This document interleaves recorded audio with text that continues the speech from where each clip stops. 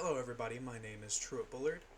Nice to meet you all. Hope you're having a great Sunday. And today we're going to talk about culturally responsive teaching and what it means to be a culturally responsive teacher in the classroom. All right, so I want everybody watching this right now to picture a specific scenario in their head. So, picture that you're a student from a Southeastern Asian country and you've just migrated to the United States, be it for family reasons, political reasons, business reasons, whatever reason.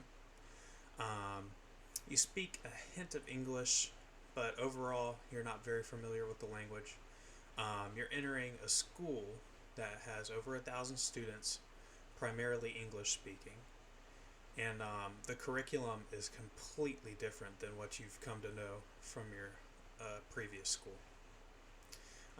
You're entering a new environment where almost everyone is different than you. How would you feel about that? So, I bring this up because I have a student that is in pretty much this exact particular situation. It's a very brave student, and I'm very proud of them for all that they've done this school year. Great student. But could you imagine being put through that?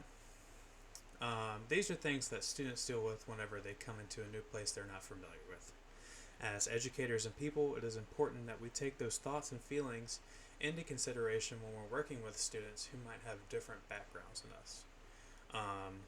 I know myself in particular have a different background than at least over half of the students that I work with. And sometimes I forget to take their perspectives into consideration. So I think that's a very important thing to think about. So, let's talk about culturally responsive teaching. It aims to connect with the backgrounds, cultures, and influences of students. It's a way that teachers can appeal to the student academically, and it also helps relationship building. Everybody knows that relationship building and teaching is extremely important because students care more about doing their work and participating, and they feel more comfortable whenever you try to make an actual meaningful connection with them. A student that's coming into an environment likely won't show interest in your course until you show interest in them as a person. There are numerous ways you can connect with students on a cultural level, such as attempting to learn simple phrases in their native language, and showing interest in their holidays and acknowledging their transition and how difficult that might be for them. Supporting children in this environment also means that awareness should be spread in the classroom. So, you should encourage your current students, not the new student coming in, but the students that you've already taught, to embrace the child for who they are, help them when they're struggling, and just overall being a supportive classmate. This could help smooth out the transition process and make the child feel a bit more welcome in the classroom. Alright, so what are some of the ways that we can satisfy the needs of these children, these English learners that are coming into the school system? So, in order to be considerate of the child, I think that an approach of patience should be adopted.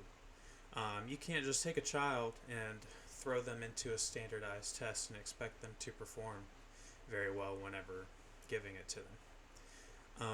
The first thing you should do is introduce the student to their new environment and to their peers.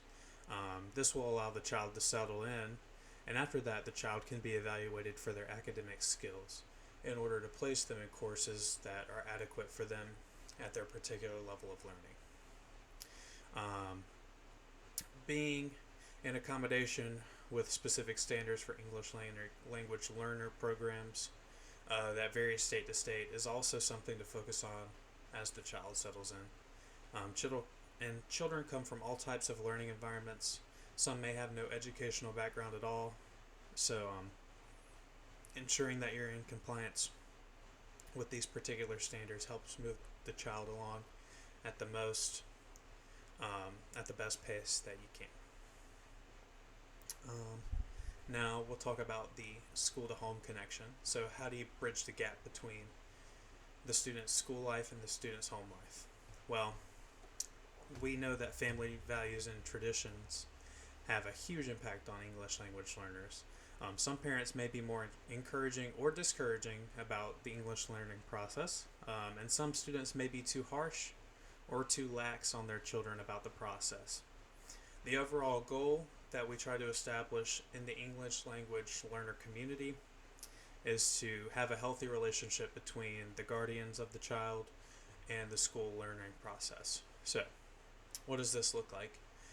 This means that the teachers and educational staff should be putting an effort to contact the family of the children, should be putting an effort to respect the child's values, and should try to keep the try to keep the parents informed of the overarching learning process of the child. You cannot rely solely on the interest of the parent, especially right now. Parents have plenty of things to worry about putting food on the table. So reaching out lets the parents know that you're in a position where you want the child to succeed. Assets that can make the job easier for the parent to assist the child can be multilingual texts and tools that the child and the parent can use together. And in conclusion, having a strong foundation of communication, caring, and practice makes the student's life easier. We must remember to incorporate these things to give our English language learner students the respect they deserve in order to foster a great learning process. Alright, thank you, and I hope you have a wonderful day.